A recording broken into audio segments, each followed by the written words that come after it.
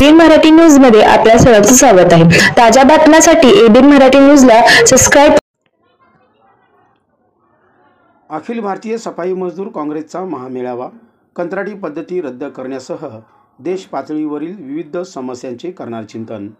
राज्य व राष्ट्रीय स्तरावरील विविध मागण्यांची करणार सकारात्मक चर्चा। राष्ट्रीय अध्यक्ष चरणसिंह टाक। अखिल भारतीय सफाई मजदूर काँग्रेस राष्ट्रीय कार्यकारिणी व महाराष्ट्र प्रदेश कार्यकारिणी मेळावा नवीन पदाधिकारी सत्कार समारंभ संपन्न होणार आहे। या कार्यक्रमास संघटनेचे राष्ट्रीय कार्यकारिणी पदाधिकारी व सर्व राज्यांचे प्रदेश उपाध्यक्ष सचिव आणि इतर पदाधिकारी अधिवेशनात सहभागी होणार आहेत। विविध ठराव वाचन व मंजुरी देण्यात येणार आहे। त्यानुसार देशातील सुरू असलेले कंत्राटी पद्धती रद्द करण्यात यावी। महाराष्ट्रातील लाड पॅगे समितीच्या धर्तीवर सफाई कामगार नियुक्ती योजना संपूर्ण देशभरात लागू करण्यात यावी। राष्ट्रीय सफाई कर्मचारी आयोगाची व्याप्ती वाढवावी। प्रत्येक राज्यात राज्य आयोग नेमण्यात यावेत। त्याच पद्धतीने सफाई कामगारांसाठी वाल्मिकी आर्थिक विकास वित्तीय महामंडळ स्थापन करावे व त्यासाठी भरीव निधीची तरतूद करण्यात यावी। यासारख्या विविध मागण्यांचे ठराव करून त्या सर्व विषयांना मंजुरी देण्यात येणार आहे।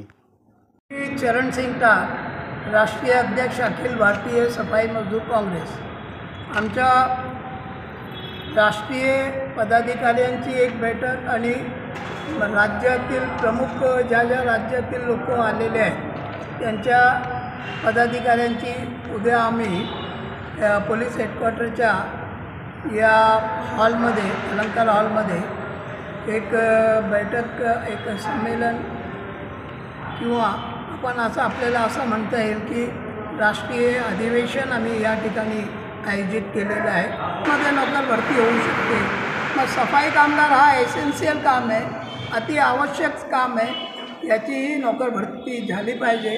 1975 पासून लाड कमिटीने आता 24/2/2023ला जो एक आदेश निर्गमित केला त्याचे प्रलंबित जेवढे प्रकरण आहेत हे सर्व प्रकरणांना न्याय देण्याच्या बाबतीत त्या GRच्या अनुषंगाने आम्ही करणार आहोत। आकृतीबंध जे आहे ही त्या अनुषंगाने नवीन नोकर भरतीचा एक मसुदा प्रत्येक महानगरपालिका प्रत्येक शासकीय विभागाने राज्याला पाठवून तेवढी पदं मंजूर करून घ्यायला पाहिजे। अ ब कडप्रमाणे मेहतर वाल्मिकी मादिगा सुदर्शन तत्सम जेवढी जाती आहेत मुस्लिम मेहतर आहेत या सर्व लोकांना त्याचा लाभ मिळाला पाहिजे। कारण अनेक वर्ष हा जो समाज आहे हा वंचित राहिलेला आहे। त्यांच्या राजकीय सामाजिक आर्थिक व कामगाराच्या दृष्टिकोनातून कामाच्या दृष्टिकोनातून नोकरीच्या दृष्टिकोनातून सुद्धा मागासलेला आहे।